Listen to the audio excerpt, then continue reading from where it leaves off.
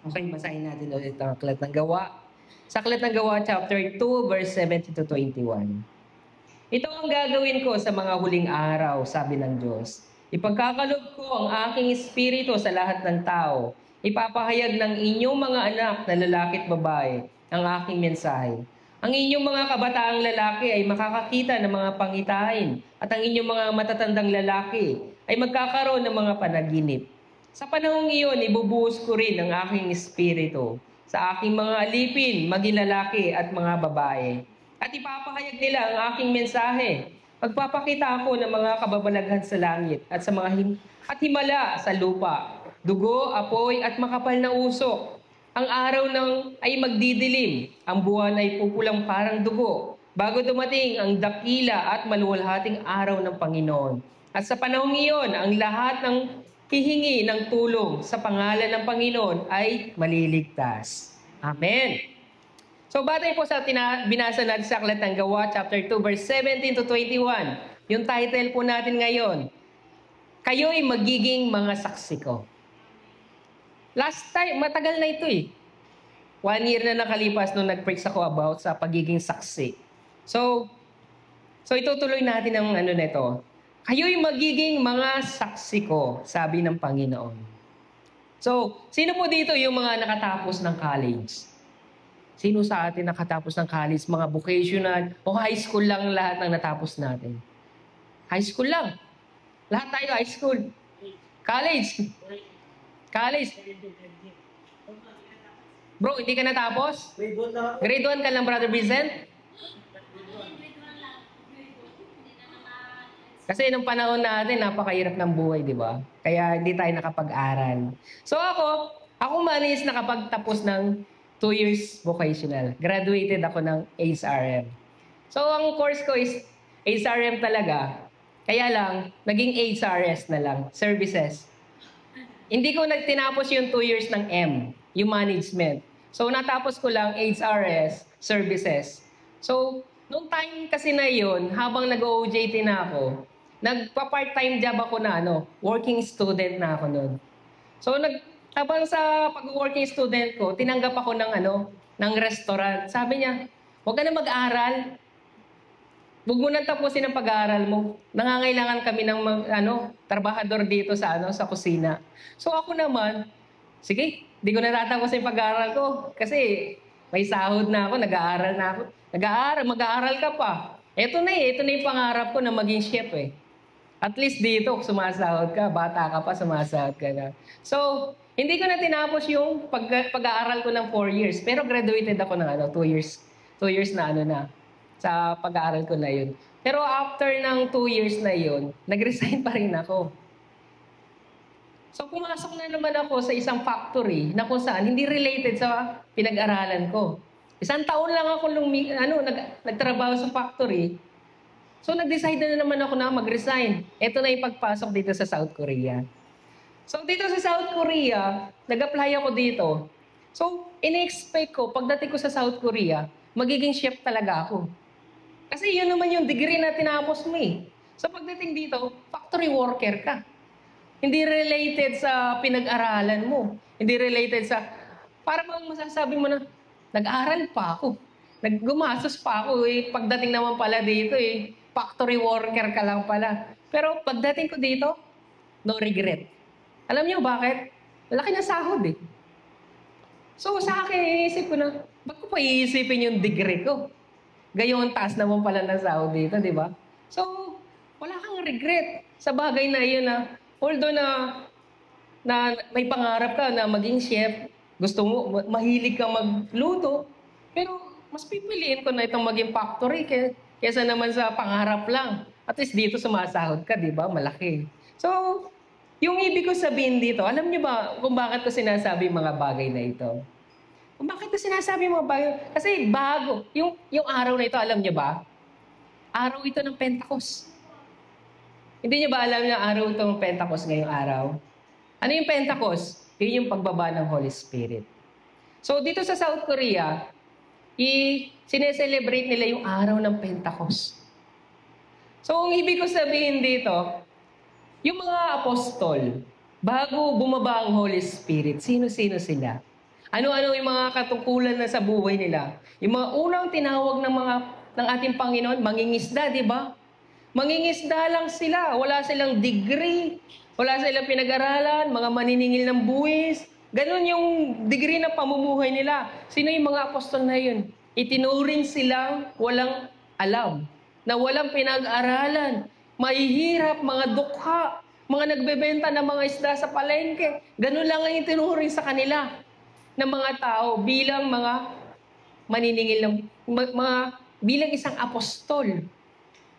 So, sa buhay nila, walang nagbago. Pero, nung bumaba yung Holy Spirit, may nagbago ba?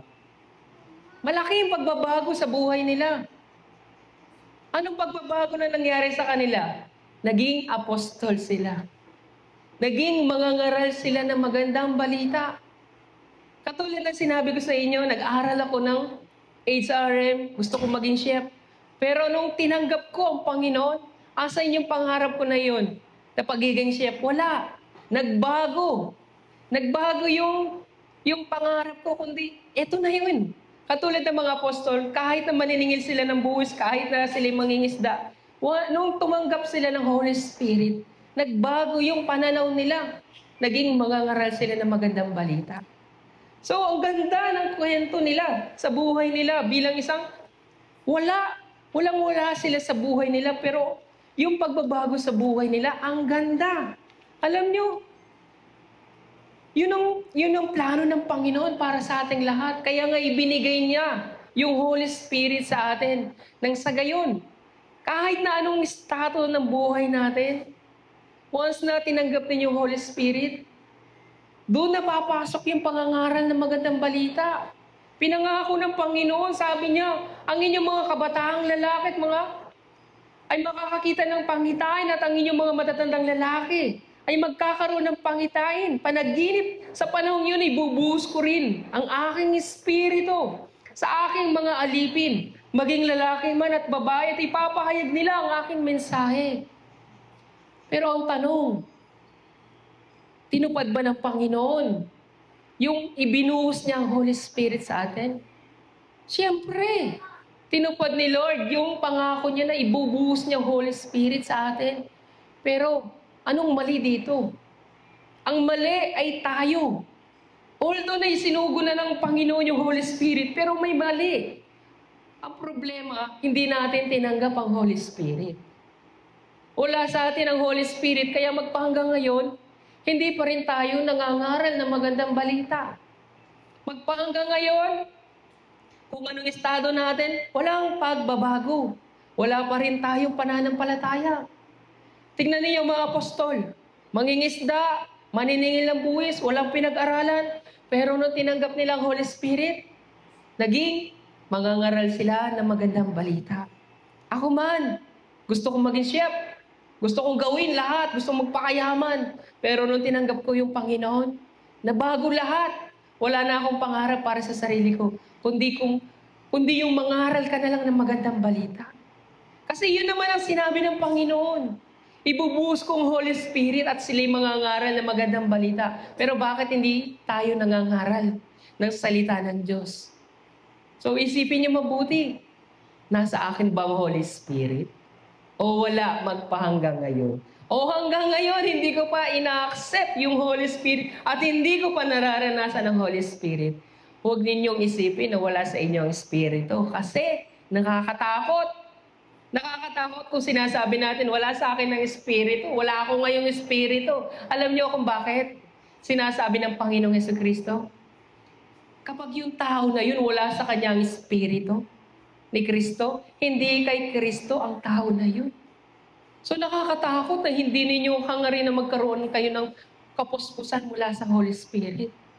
So, suriin natin ang ating sarili kung nasa atin ba ang Holy Spirit. Kaya mga kapatid, although na ang estado ng mga buhay ng mga apostol ng time na yun, na hindi nagbago, pero yung maging apostol ka, higit na pagpapala yun para sa kanila. Alam niyo kung bakit? Dahil higit pa yun sa kayamanan ng mundong ito. Yung ipinangako ng Panginoon na maglilingkod ka sa akin, ito'y magbubunga ng buhay na walang hanggan. Higit pa yung kayamanan na tanggap nila. Higit pa sa pagiging mga mangingisda. Yung buhay na walang hanggan, yung natamo nila. Kaya nga, ang sabi nga ng Panginoong Jesucristo sa kanila, nung tawagin sila, doon sa bangka, di ba, sabi ni Pedro, lumayo ka sa akin, Panginoon. Hindi ako karapat-dapat. Pero ano sagot ni Jesus kay Pedro? Gagawin kitang mangingisda ng mga tao. Hindi ka na ngayon mangingisda, kundi gagawin kitang mangingisda ng tao. Mababasa natin yan sa Mateo chapter 4, verse 19.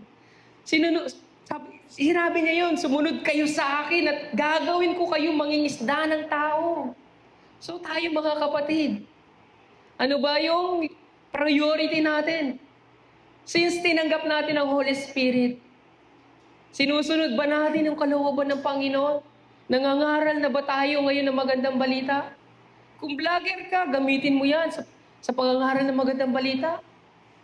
Kung ano man ang estado mo sa buhay mo, gamitin mo yan bilang mangangaral ng magandang balita. Katulad ng mga mangingisda, hindi lang kayo basta mangingisda, kundi mangingisda na kayo ngayon ng mga tao. Ganun ang mensahe ng Panginoon. Kaya nung time na may lumapit kay Jesus na isang binata, na isang mayaman, ano sabi ng binata? Guro, paano ba ako magkakaroon ng buhay na walang hanggan? Babasa natin sa Mateo chapter 19, 23 verse hanggang 30. Sinabi ni Jesus sa kanyang mga alagad, tandaan ninyo kanya, napakahirap sa isang mayaman ang makapasok sa kaharian ng langit. Inuulit ko, sabi niya, madali pang makadaan sa butas ng karayom ang isang kamelyo kaysa makapasok sa kaharian ng Diyos ang isang mayaman. So, sumagot yung mga apostol sa verse 27. Nagsalita naman si Pedro. Tignan po ninyo, sabi niya, iniwan namin ang lahat. Sumunod kami sa iyo. Ano naman po ang para sa amin? Sabi ng mga apostol, biruin ninyo yun. Mangingisda ka na nga lang eh. Wala ka ng kinabubuhay, ang hirap na nga ng buhay mo eh. Tapos iiwan mo pa lahat para kay Jesus Christ. Para lang maglingkod sa Kanya. Tayo ba? Kaya ba natin gawin yung bagay na yun? Kaya ba natin isuko ang lahat para lang sa paglilingkod sa Panginoon? Katulad na sinasabi ko sa inyo kanina, yung pangarap, kaya nyo bang bitawan ang pangarap na yan para lang maglingkod kayo sa Panginoon? Sabi ng mga apostol, kami Lord, iniwan na namin lahat. Kahit pa yung bagay na pangingisda namin, iniwan namin lahat, ano naman ang para sa amin? Yun ang tanong ng mga apostol. Anong sagot ni Jesus Christ? Kapag naghahari na ako, uupo kayong katabi ko doon sa kaharian ng langit. Ang sarap! Ang sarap ng pangako ni Lord. Kayo, natanong nyo na ba? Lord, iniwan ko na lahat, yung mga kaibigan ko, yung mga tao sa sanlibutan. Naglingkod ako sa iyo, Lord, ngayon. Ano naman ang para sa akin? Anak, pagbalik ko, uupo kang katabi ko doon sa kaharian ng langit. Ang sarap ng pangako ni Lord para sa atin. Pero kaya ba nating bitawan ang lahat ng yan? Yung bagay, kahit nga yung pera eh. Gaano kabigat na bitawan yung pera? Mabigat, pero kung nagnanais ka na maglingkod sa Panginoon, walang imposible. Kaya mong bitawan ang lahat ng yan dahil may pangako ang Panginoon para sa atin na buhay na walang hanggan. Alam niyo po kung bakit? Merong revelation ng Panginoon patungkol sa kamelyo na ito. Bakit ginamit ng Panginoon yung kamelyo? Naisip niyo ba kung bakit ginamit ni Lord yung kamelyo na yon? Sa talinghaga na ito? Kung iisipin natin yung karayom, napakaliit, di ba? Ang liit ng butas ng karayom, pero yung kamelyo, ang laki. Pero sinabi ni Lord, mas madali pang makapasok sa butas ng karayom ang kamelyo. Pero sa isipan natin, Lord, imposible mangyari yun. Pero para kay Lord, kahit na yung mensahe na yun, ang hirap intindihin, Lord. Kasi nga, kung ipinapakita sa atin ng Panginoon, yung isang butas ng karayom at yung kamelyo, lumalabas doon na napakalaki ng pananampalataya na ipinapakita doon eh. Pero hindi pa doon eh, yung mensahe ni Lord. Hindi pa doon yung nais ipabatid sa atin ng ating Panginoon. Kung kamelyo, titignan natin, Paano kaya makakapasok mula sa kamelyo? Imagine nyo ha, imagine niyo mula sa kamelyo, titignan mo yung butas ng karayom. Napakaliit, imposible, di ba? Imposible makapasok ang kamelyo, ang laki niya eh. Kahit yung kamelyo, iisipin niya sa sarili niya, Lord, imposible ako makapasok diyan sa butas na yan. Ang laki ko. Pero ano sabi ni Lord? Mas madali pa makapasok sa butas ng karayom ang kamelyo. Ngayon, baliktarin natin. Sabi ni Lord, sa butas ng karayom. Tignan niyo yung karayom. Mula sa butas ng karayom, tignan mo yung kamelyo. Doon, magkakasya ang kamelyo. Di ba? Walang imposible. Doon sa butas ng karayom na yun, tignan mo yung kamelyo. Kasyang-kasya yung kamelyo. Pero, kung titignan mo yung kamelyo mula sa kanya, papunta doon sa karayom, imposible. Kaya nga sinabi ni Lord, tignan mo, mas madali pa makapasok sa butas ng karayom, yung kamelyo. Kasi nga, titignan natin yung kamelyo mula sa butas ng karayom. Posible.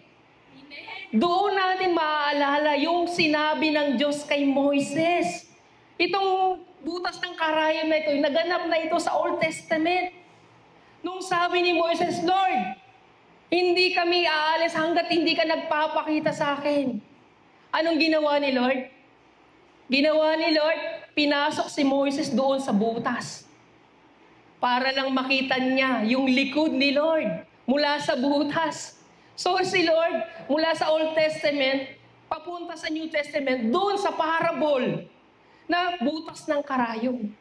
So doon pa lang, naalala ko yung nangyari kay Moises. Walang imposible. Makikita mo ang Diyos kung ikaw ay magtitiwala. Pero may problema tayo. Kapag tinignan mo yung kamelyo mula doon sa butas ng karayom, kinakailangan mo ng malayong distance. So anong mensahe ni Lord dito? Malayo ang lalakbayin mo. Malayo pa ang kakainin mo. Marami ka pang kakainin bago ka makapasok sa kaharian ng langit. Malayong distance ang gagawin mo para lang makita mo sa butas ng karayom yung kamelyo. Hindi harap-harapan. Hindi mo harap-harapan. Lalayo ka para lang makita mo yung distance na yun. Gaano kalayo yung lalakbayin mo para makita mo mula sa butas ng karayom yung kamelyo? Malayo. Intindihin natin mabuti kung ano nga bang buhay ng isang kamelyo. Bakit ginamit ni Lord yung kamelyo sa parable na yun? Alam niyo ba anong buhay ng isang kamelyo? Ang kamelyo ay nagtatrabaho araw-araw sa ilalim ng matinding init ng araw. Pasan-pasan niya yung mga gamit ng mga pasahero kasama ng tao. Pasan-pasan niya lahat ng iyon sa ilalim ng init ng araw. Pero, narinig niyo bang nagreklamo yung kamelyo? Narinig niyo bang nagreklamo ang kamelyo? Hindi siya nagreklamo. Nagtatrabaho siya sa ilalim ng araw. Naglilingkod siya sa kanyang amo umaga hanggang hapon sa ilalim ng tirik ng araw.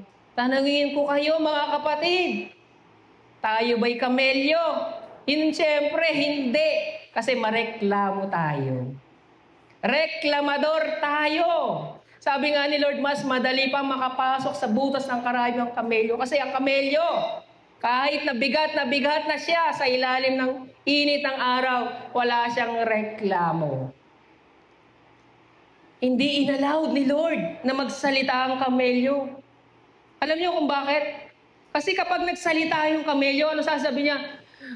Please lang, pagpahingan mo naman ako. Pagod na ako. Pwede ba akong mag-day off? Pag-day offan mo naman ako. Pagod na ako. Ang bigat mo eh. Ang bigat pa ng mga gamit na pinapasa mo sa likod ko. Napakabigat. Pero hindi inallowed ni Lord na magsalita ang kamelyo. Ibig sabihin, maglilingkod ang kamelyo hanggang sa araw na mamatay siya. Doon lang matatapos yung paglilingkod niya. Doon pa lang siya magpapahinga. Pagpatayin na siya. Ganon din sa atin, mga kapatid. Ano sabi ni Lord? Pasanin ninyo yung krus ninyo. Asan ang krus natin ngayon? Nagreklamo na tayo. Baka naiwan na sa bahay yung krus natin. Dala-dala natin ang cellphone, pero wala yung krus. Hindi natin nakalimutan si cellphone, pero si krus naiwan natin sa bahay. Gaano kabigat ang krus? Gaano kabigat yung pamumuhay ng isang kamelyo? Mabigat. Walang reklamo. So tayo, anong aral na matututunan natin sa isang kamelyo? Anong aral? Proud tayo na maging isang Kristiyano. Pero, nagagawa ba natin ang tungkulin natin as a Christian? Hindi, di ba? Ang kamelyo ay kamelyo. Magtatrabaho siya bilang isang kamelyo. Hanggang mamatay bilang kamelyo. Tayo, proud tayo as a Christian. Mamamatay ba tayo as a Christian? Hindi. Madalas, reklamador tayo kasi nga, binigyan tayo ni Lord ng bibig na magsalita. Mas mabuti pang pipi ka na lang para hindi ka na makapagreklamo. Pero dahil may bibig tayo, nilikha tayo ni Lord, nakakapagsalita tayo ng reklamo laban sa Diyos. Hindi lahat ng Kristiyano, hindi porke posisyon ang tinutukoy dito. Hindi posisyon. Hindi porke nagawa mo na yung posisyon mo. Hey Lord, nagawa ko na yung posisyon ko, nagawa ko na yung ministry ko, ganap na akong isang Kristiyano na makakapunta na ng langit. Ganun ba yun? Hindi ganun. Hindi ganun yung paglilingkod sa Panginoon. Hindi ganun yung ibig sabihin ni Lord, kundi kung ano yung attitude mo sa harapan ni Lord. Ano yung attitude mo ngayon? Kumpleto ba yung armor mo? Kumpleto ba? Bit-bit mo ba yung cross mo? Tignan niyo yung mga nagpipinitensya. Bit-bit nila yung krus nila papunta doon sa mga simbahan na pinupuntahan nila. Pero tayo mga Christian, asan yung krus nyo? Bit-bit nyo ba? Katulad ng mga ginagawa ng ibang religion, tuwing araw na mahal na araw, bit-bit nila yung krus nila. Sa init ng araw, bit-bit nila yung krus nila. Pero tayo, konting palo lang, nagre-reklamo na tayo, konti lang. Nagre-reklamo na tayo. Konting problema lang, nagre-reklamo na tayo. Pero hindi dapat ganoon, mga kapatid. Hindi ganoon ang isang kamelyo. Ang kamelyo laging pasan. Pasan niya yung kanyang Panginoon. Alam niyo ba? Yung Panginoon niya mismo, siya yung nagkukontrol sa kanya. Kung saan niya gusto, pupunta doon yung kamelyo. Left, punta tayo ng left, punta tayo ng right. Diretso tayo. Walang magagawa yung kamelyo kundi sumunod sa kanyang Panginoon. So, hindi tayo ganun. Hindi ganun ang isang Kristiyano. Alam nyo, ayaw natin kinokontrol tayo. Ayaw natin na kinokontrol. Gagawin natin yung gusto natin. Tayo yung ang masusunod. Nasusunod yung gusto natin. Hindi tayo nagpapakontrol, especially sa mga pastor, sa mga leader, sa Panginoon. Ayaw natin na kinokontrol tayo. Pero proud tayo bilang isang Kristiyano. So mga kapatid, sasabihin natin, gagawin ko yung best ko kung kailan ko lang gusto. Kung kailan lang ako may mood. Pag wala akong mood, Lord, sorry ka, Lord. Hindi ako puspos ng Holy Spirit ngayon. Sorry ka, Lord. Si Lord, walang magagawa si Lord sa atin. Kasi nga, wala tayong mood. Wala tayo sa mood na maglingkod. Wala tayo sa mood na gawin yung tungkulin na meron tayo. So, anong nangyayari? Si Lord yung nag-a-adjust sa atin. Nag-a-adjust si Lord sa atin. Hindi tayo yung kumikilos. Ginagawa natin kung ano man nais nating gawin. Ganon tayo as a Christian. Magsisimba lang tayo kung kailan natin gusto. Pupunta tayo kung kailan, anong oras na, late na. Doon pa lang tayo pupunta. Sa oras na, gusto lang natin. Sa oras ng service, maraming mga Kristiyano kung ano-ano mga ginagawang milagro sa buhay nila. Natutulog, nagsa-cellphone, kung ano yung mga binubuting-ting nila sa oras ng service. Madalas ganyan tayo. Alam niyo ba kung sinong nagko-control sa atin sa oras ng service? Sa mga bagay na ginagawa natin habang nagpipreach yung pastor, kung ano-ano yung mga binubuting-ting natin, yung diablo mismo ang nag-uutos niyan. Nagawin niyo yung mga bagay na yan. At ginagawa naman natin iyon. Ginagawa natin yung mga bagay na gusto ng diablo kasi nga alam niyo, kapag nag-focus kayo sa Word of God, mapapalayas ang diablo sa inyo. Dahil makapangyarihan ang salita ng Diyos. Makapangyarihan ang pangalan ng ating Panginoong Jesucristo. So, i-distract nila kayo sa pakikinig ng Word of God para hindi sila mapalaya sa inyong katawan. Yan ang layunin ng diablo. Kaya nga sabi sa aklat ng John, chapter 8, verse 44, ang diablo ang inyong ama, at ang kagustuhan niya ang ibig ninyong gawin. Ganyan ang ginagawa natin sa oras na service. Gawin mo yan, gawin mo yan. Kasi nga, sinusunod natin ang diablo. Noon pa man ay mamamatay tao na siya. Hindi siya pumani sa katotohanan kailanman, sapagkat walang puwang sa kanyang katotohanan. Likas sa kanya magsinungaling, sapagkat siya'y talagang sinungaling. At siya ang ama ng kasinungalingan. So ang sakit, di ba? Ang sakit na proud tayo as a Christian, pero paratangan ka ng Panginoon. Ang diablo ang iyong ama. Ang sakit sa pakiramdam ng Lord, Christian ako. Pero sasabihin sa iyo ni Lord, hindi. Ang ama mo, yung diablo, hindi ako. Kasi sinusunod mo yung gusto niya. Kasi ang diablo, alam niya. Madidistract ka. Ayaw ng diablo na lumayas siya sa iyong katawan. Kaya nga maraming mga miyembro, maraming mga Kristiyano, habang nakikinig sila ng preaching, natutulog sila, nagsa-cellphone sila, kung ano ang mga pinaggagawa nila. Kasi yun ang plano ng diablo. So hindi kayo makapag-concentrate sa pakikinig ng Word of God. Kasi plano ng diablo na patayin yung inyong kaluluwa. So nga, dahil yun ang katotohanan na sinasabi sa atin ng ating Panginoon, masakit. Masakit na sabihan tayo ng ating Panginoon na tayo isang anak ng diablo. So tignan ninyo, every preaching,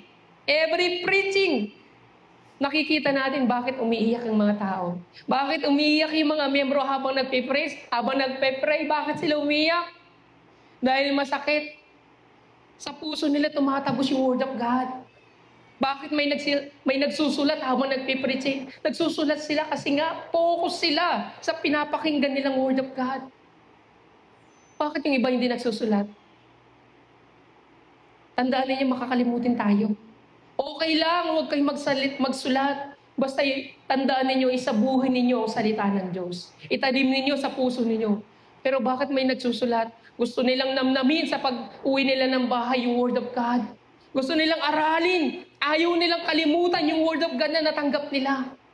Kaya isinusulat nila yun. Kaya nga yung mga iba, umiiyak sila habang nagpipreach yung pastor. Kasi tumatago sa puso nila yung salita ng Diyos dahil yun ay katotohanan. Masakit yung rebuking.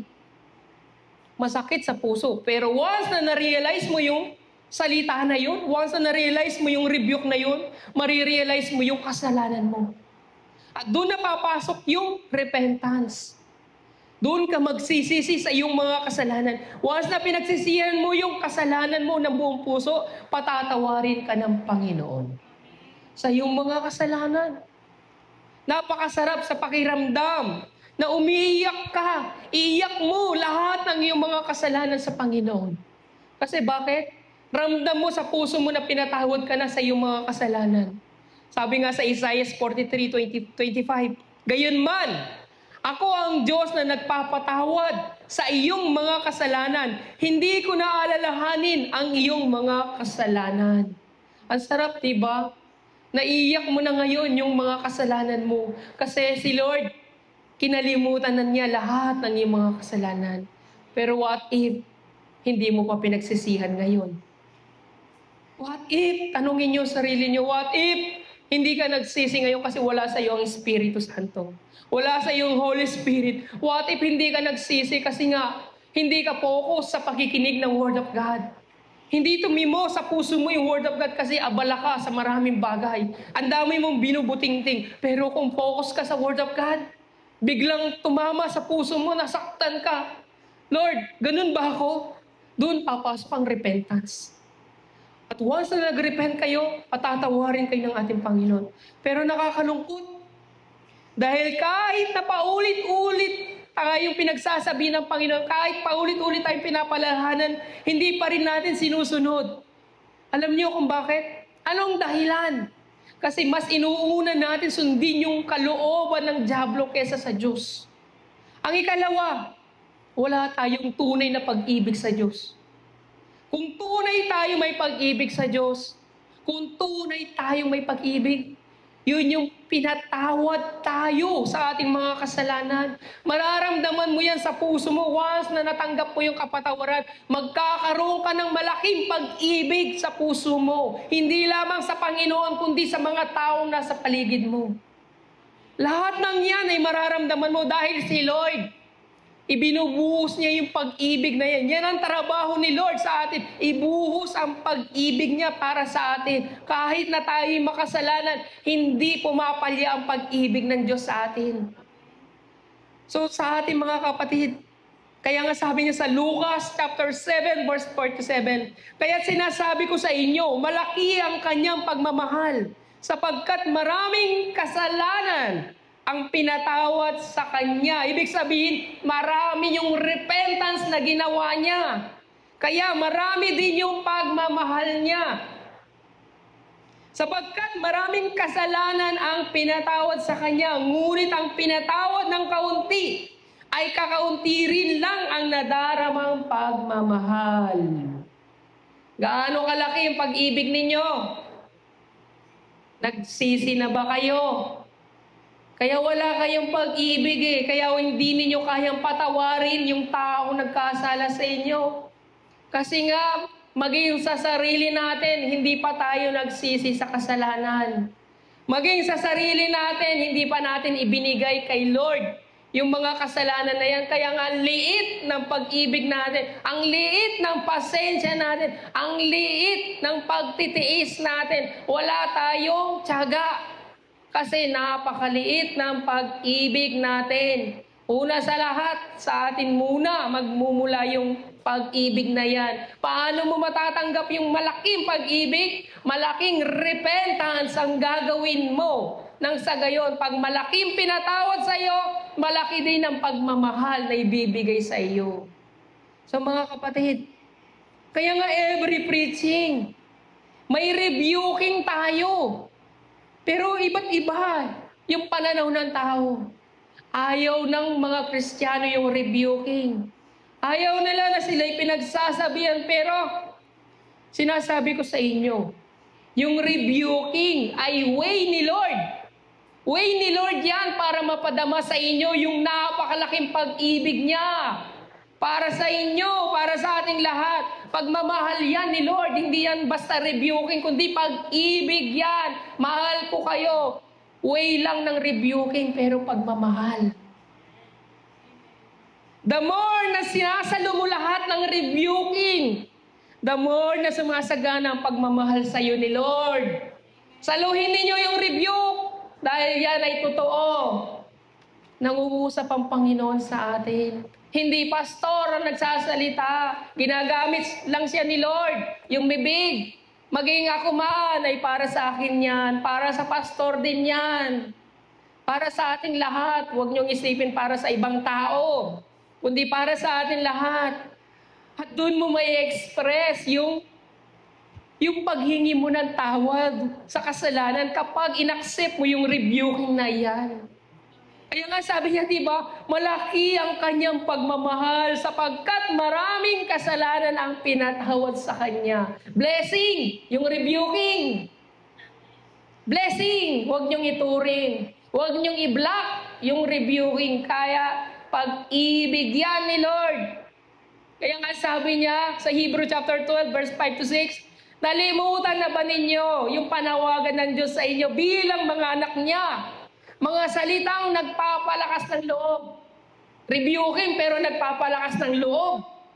Sabi niya, anak ko, nangungusap si Lord sa atin, anak ko, huwag mong baliwalain ang pagtutuwid ng Panginoon at huwag mong mamasamain kapag ikaw ay dinidisiplina niya.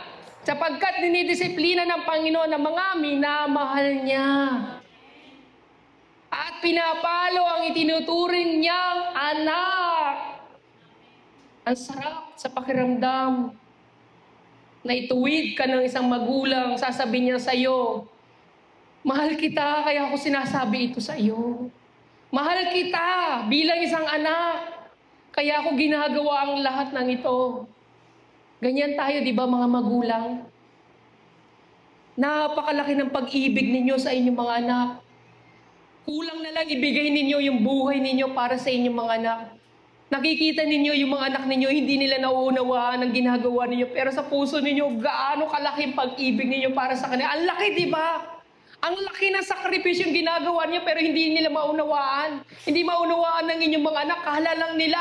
Nagagalit kayo, kala lang nila, pinagsasabihan mo sila. Pero hindi. Anak, darating ang araw, marirealize mo kung gaano kalaki yung pag-ibig ko sa iyo. Kaya nga yung mga anak, nung lumaki sila, sinasabi nila sa sarili na, naalala ko pa, ganyan ang aking ina.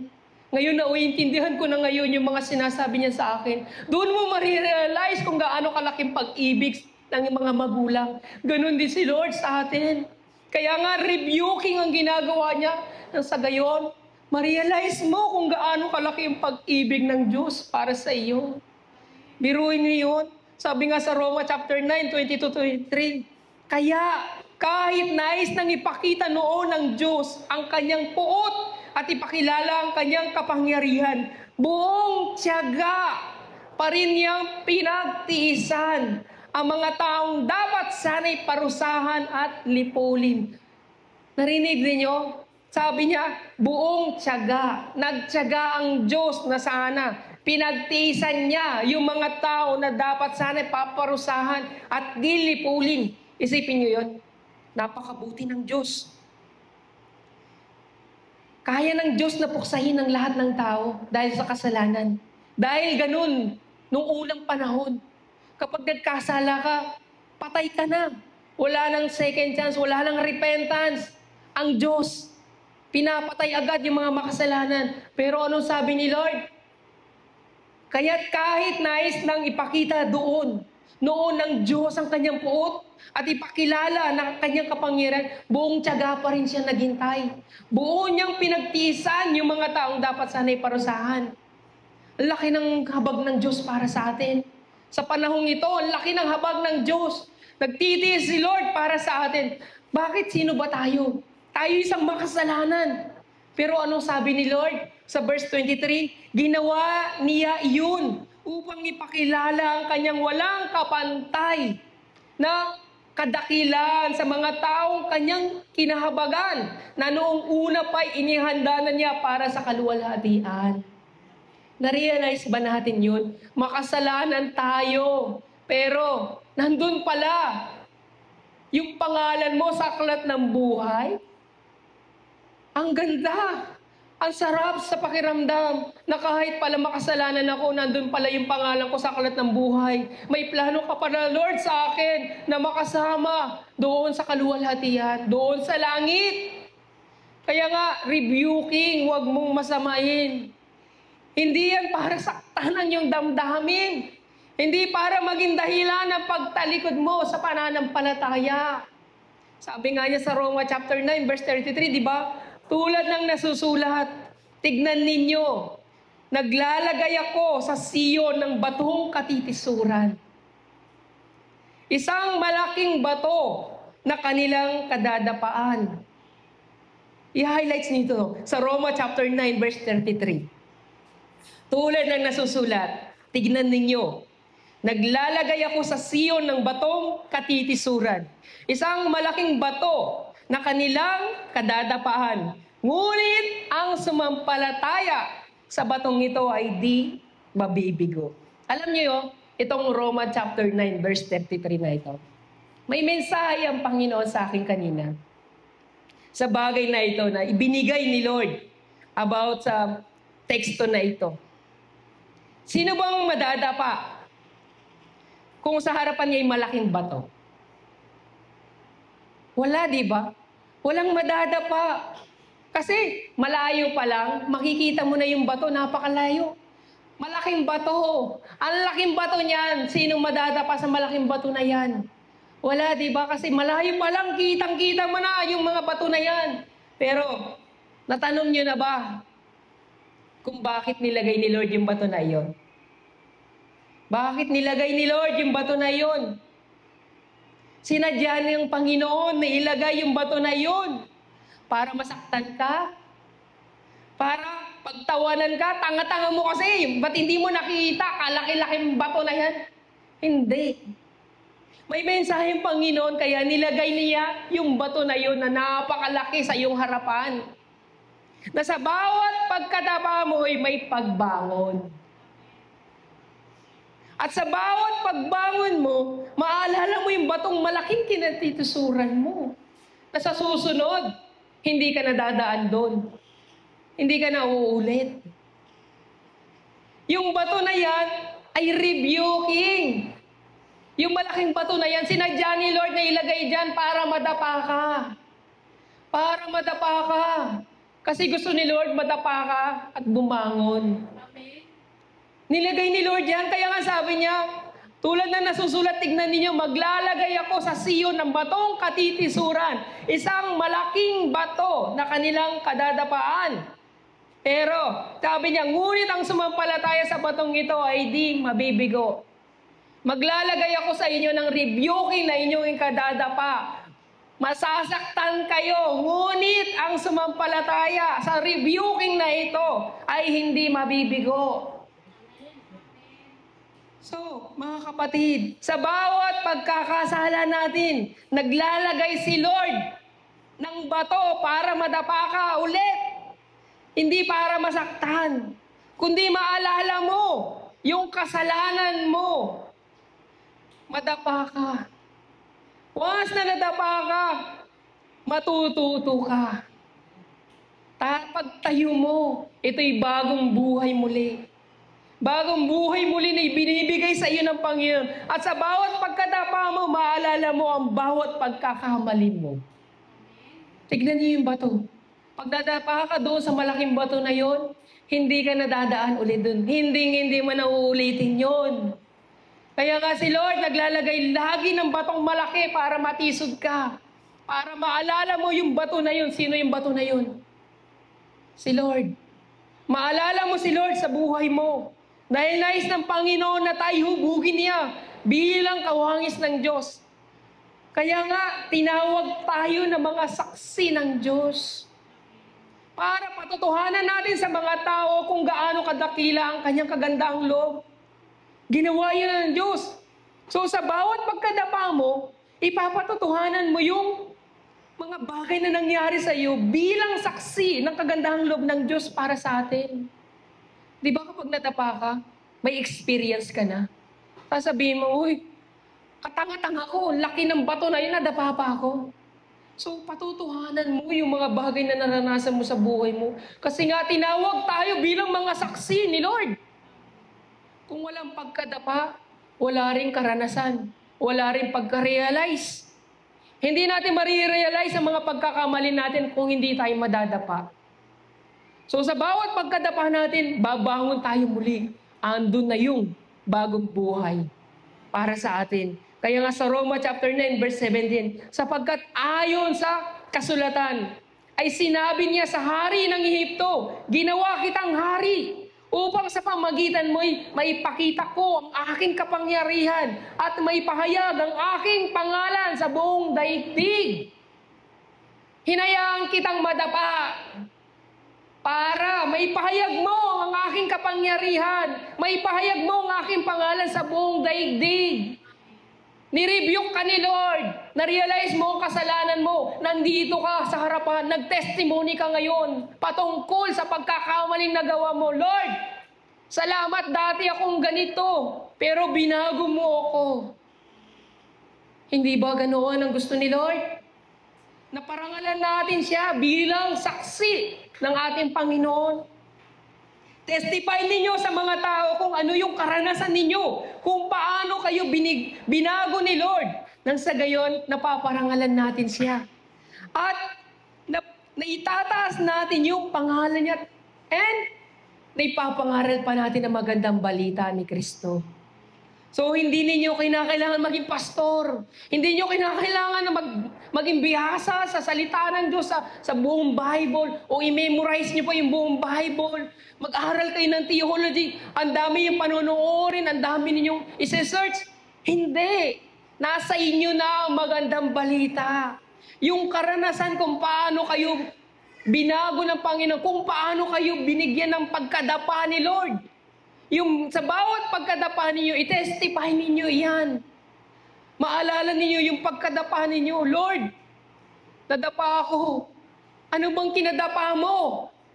Nagkasala ako sa iyo, Lord. Ngayon, binigyan mo ako ng chance na ma-realize itong kasalanan na ito. Pero ang problema, naglagay si Lord ng malaking bato, katitisuran. Pero ang problema, dahil napakalaki ng batong nilagay ni Lord, kitang-kita ng mga mata natin. Anong problema? Dahil sa sobrang laki, iiwasan natin yan bago pa tayo madapa. So, habang nire-rebuke tayo, iniiwasan na natin yan. Habang nire-rebuke tayo kasi masakit, kasi katotohanan yan. Masakit ang rebuking. Pero sa sobrang laki ng batong nilagay ni Lord, iiwasan natin yung rebuking. Kasi nga alam natin, yun ay totoo. Kaya nga sabi niya sa Roma chapter 9:33, di ba? Ngunit ang sumampalataya sa batong ito ay di mabibigo. Ang Panginoong Hesus ay naparito upang mag-alay ng buhay. Nag-alay siya ng buhay at dugo para tayo itubusin sa ating mga kasalanan. Naparito siya hindi para hatulan tayo na mapunta ng impyerno, kundi para tayo itubusin sa ating mga kasalanan. Naparito ang ating Panginoon para iligtas tayo mula sa kamatayan sa impyerno. Ito yung mga kasalanan natin. Sapagkat sinasabi sa kasulatan, sapagkat ang kabayaran ng kasalanan ay kamatayan. So ang ating Panginoong Jesucristo ay namatay at ipinako sa krus para sa atin na mga makasalanan. Ngunit siya'y buhay ngayon. Nabubuhay ang ating Panginoon. Pinangakuan niya tayo na isusugo niya ang Espiritu Santo sa atin. Kaya nga, sa Aklat ng Gawa, chapter 2, verse 18, sa panahong yun, kanya ibubuhos ko rin ang aking Espiritu sa aking mga alipin, maging lalaki at maging babae, at ipapahayag nila ang aking mga mensahe. So mga kapatid, katulad ng nasabi ko kanina, lahat tayo pinagkalooban ng Holy Spirit. Pero bakit hindi tayo nangangaral ng magandang balita? Mga kapatid, wala pa ba sa atin ang Holy Spirit? Bakit hindi tayo nangangaral ng magandang balita magpahanggang ngayon? Alam niyo kung anong dahilan? Bakit hindi tayo nangangaral? Ito'y dahil sa sarili natin. Dahil hindi natin ina-accept yung mga bagay na pagkakamali natin. Ayaw natin magpakontrol sa Holy Spirit. Kahit tayo man, hindi natin tinatanggap yung pagtutuwid sa atin ng ating Panginoon. Ayaw nating ituwid tayo ng ating Panginoon. Paano natin may papahayag ang magandang balita ng Diyos? Gayong sa sarili natin, hindi natin ina-accept ang magandang balita. Gayong sa sarili natin, sasabihin lang ng ibang tao, nangangaral ka ng magandang balita. Gayong sa sarili mo, hindi mo ina-apply ang sinasabi mo. So sa buhay natin, mga kapatid, kaya nga tinutuwid tayo ni Lord para tayo mismo sa sarili natin ay mapatotohanan natin na tayo ay binago na ni Lord. One day, Lord, magpapatotoo ko sa mga kasalanan na meron ako, na binago mo na ako. Kaya nga sa Bible study natin sa Zoom, lahat ng yan ay testimony. Lahat ng yan, tumatalakay sa pagtetestimony natin. Iba yung Bible study. So sa buhay natin, nare-realize natin yung mga kamalian natin sa pamagitan ng rebuking. Ang Panginoon, paraan niya yun para may padama sa atin yung kanyang napakalaking pag-ibig. So mga kapatid, kaya nga sa huling verse na binasa natin, sabi niya, at sa panahong iyon, ang lahat ng hihingi ng tulong sa pangalan ng Panginoon ay maliligtas. So Lord, tulungan mo naman ako, Lord. Tulungan mo ako magbago. Turuan mo ako sa iyong mga salita. Tulungan mo akong ma-realize lahat ng aking mga pagkakasala. Tulungan mo ako, Lord, na mag-repent at i-accept sa sarili ko lahat ng iyong mga salita. Tulungan mo ako, Lord, na isabuhay ko lahat ng iyong mga salita. Lord, hubugin mo ako, nakawangis mo. Bakit hindi tayo maghangad na maging saksi ni Lord? Alam niyo kung hindi kayo magiging saksi ni Lord, sa huling araw, sasaksi sa inyo ang ibang tao. Sasabihin lang nila sa inyo, hindi ito Kristiyano. Hindi naman namin nakikita yung pamumuhay bilang isang mananampalataya. Kaya walang maniniwala sa inyo. Kaya nga gusto ng Panginoon maging saksi kayo. Sa paanong paraan? Hayaan niyo si Lord na hubugin kayo sa pamagitan ng rebuking. The more na nare-rebuke kayo, dumadami yung patutuo ninyo sa buhay ninyo. The more na tinatanggap niyo yung rebuking, ang daming testimony na masasabi ninyo.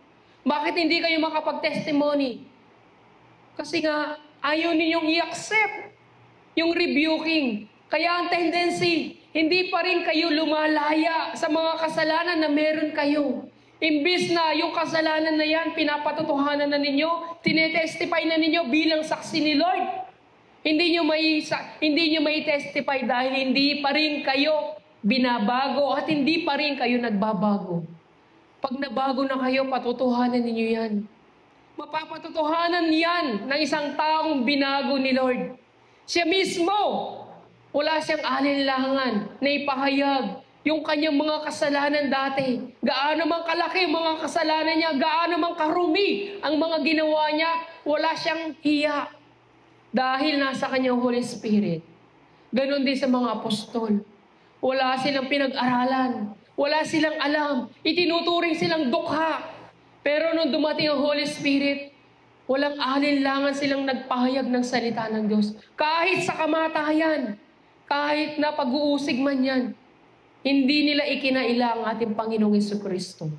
So tayo mga kapatid, tandaan ninyo, nasa atin bang Holy Spirit?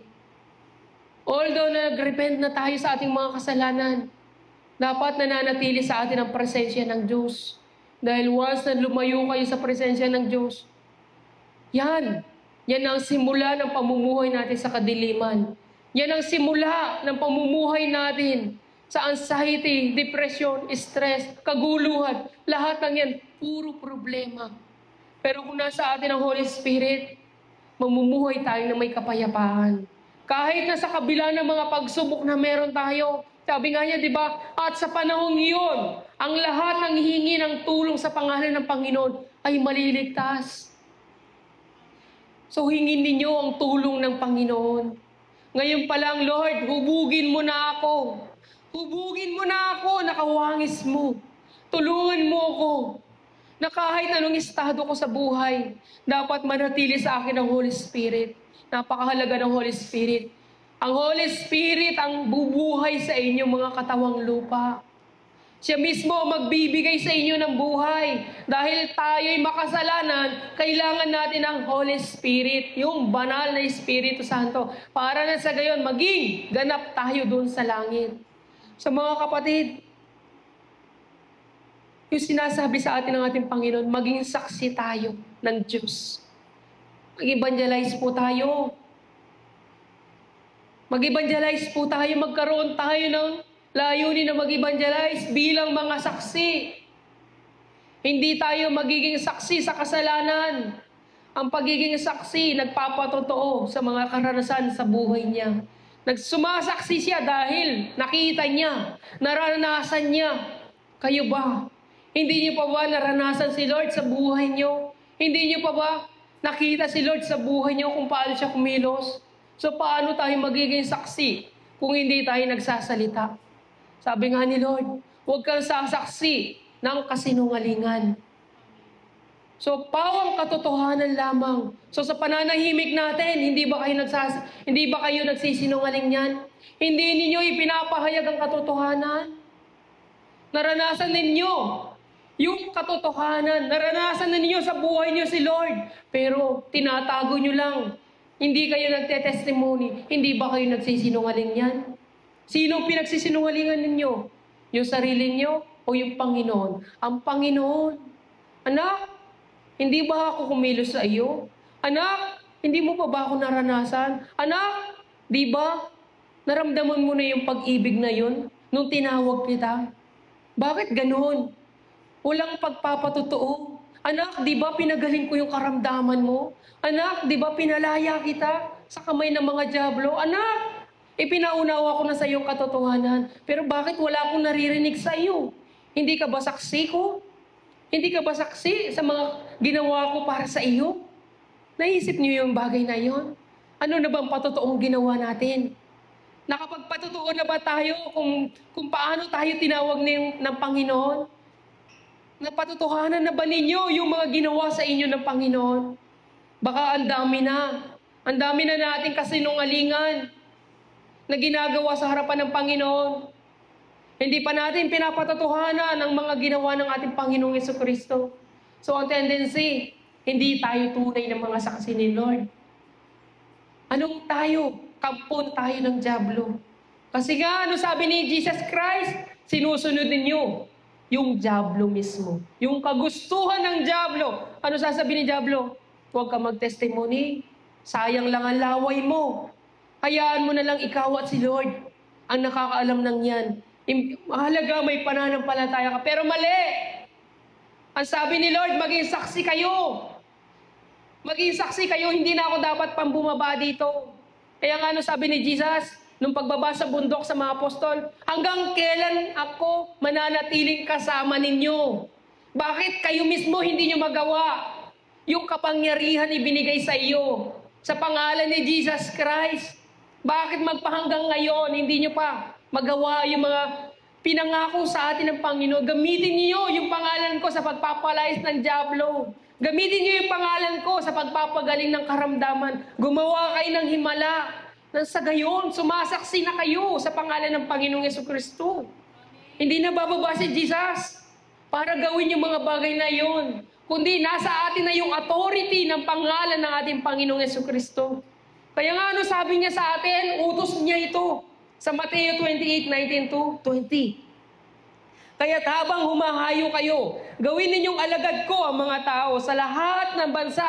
Butismuhan niyo sila sa pangalan ng Ama at ng Anak at ng Espiritu Santo. Turuan ninyo silang sumunod sa lahat ng inuutos ko sa inyo. Tandaan ninyo, ako'y laging kasama ninyo hanggang sa katapusan ng panahon. Utos ni Lord. Sa buong mundo, habang humahayo kayo, ipangaral natin ang magandang balita. Butismuhan natin yung mga tao, turuan silang sumunod sa lahat ng inuutos ko sa inyo. Ibig sabihin, i-share ninyo sa mga tao yung salitang inyong natutunan. Ang problema, dahil sa ayaw nating makinig sa preaching, dahil hindi tayo focus, wala tayong may share. Hindi natin mai-share yung napakinggan natin kanina. Nakalimutan na natin. So pumasok sa kabila, lumabas sa kabila. Ano ang may papatotohanan ninyo? Kahit sa sarili ninyo ngayon, sa oras na ito, wala man lang tumanim sa puso natin. Lord, sorry. Kasi ganito pala ako. Hindi man natin na-realize yung kasalanan natin. Hindi man lang tayo nakahingi ng tawad. Kasi walang pumasok sa puso natin. So mga kapatid, pangako ni Lord, hindi ko kayo pababayaan. Sasamahan ko kayo hanggang sa dulo ng daigdig. Ibig sabihin, sa paglakad natin, kasama na natin si Lord ngayon. Nasa tabi nyo lang si Lord. Naghihintay lang, pinagmamasdan kung anong ginagawa ninyo. Imagine niyo kung makita niyo si Lord sa tabi niyo, ano kayang gagawin natin? Baka magpapakabanal-banal tayo. Gagawin natin, magpe-pray tayo, magbabasa na tayo ng Bible, makikinig tayo ng Word of God kasi nakikita natin si Lord nakabantay sa atin. So gagawin natin, magpapakabanal tayo. Pero hindi natin nakikita si Lord. Pero alam ni Lord kung anong ginagawa natin. So mga kapatid, anong patotohanan ninyo? Anong ipapatotoo ninyo sa mga tao? Lord, tulungan mo ko mag-repent. Itong bato na ito, Lord, tulungan mo ko na huwag kong iwasan ito. Nilagay mo ito sa aking harapan. Lalakad ako ng straight na walang alinlangan. Sabi nga niya, di ba, sa batong ito, ang sino man sumampalataya sa batong ito ay hindi mabibigo. So huwag ninyong iwasan yung malaking bato na yan. Huwag ninyong iwasan. Daanan niyo yan kung gaano man kalaki yung bato na yan. Tanggapin natin sa buhay natin. Tanggapin natin sa puso natin yung pagtutuwid sa atin ng ating Panginoon. Isipin nyo na lamang sa bawat rebuking, napakalaki ng pag-ibig sa atin ng ating Panginoon. Huwag ninyong iwasan yung salita ng Panginoon. Itanim nyo ito sa puso ninyo. Kung ano man ang mga problema sa buhay ninyo, idulog ninyo sa Panginoon. Kung ano man ang mga kahinaan na meron tayo, idulog ninyo yan sa Panginoon. So si Lord makikinig lang sa inyo. Darating ang araw, mapapatotohanan niyo. Mapapatotohanan niyo, tinugon kayo ni Lord sa mga problema niyo. Tinugon kayo ni Lord sa mga kahinaan na meron kayo. Binago na ako ni Lord sa mga kasalanan na meron ako ngayon. So mga kapatid, huwag ninyong sarado ang puso ninyo. Huwag ninyong sarado ang tenga ninyo sa mga rebuking. Dahil ganun kayo ka-special sa Panginoon. Special kayo sa Panginoon. Nais ng Panginoon na may padama sa inyo yung pagmamahal niya. Kaya nga ang Panginoon nananawagan sa atin sa mga bagay na nais na marinig sa atin ng ating Panginoon. Pagsisihan natin ang ating mga kasalanan. Pagsisihan natin at talikdan lahat ng ating mga pagkakasala. So sa oras na ito mga kapatid, tayong lahat ay manalangin.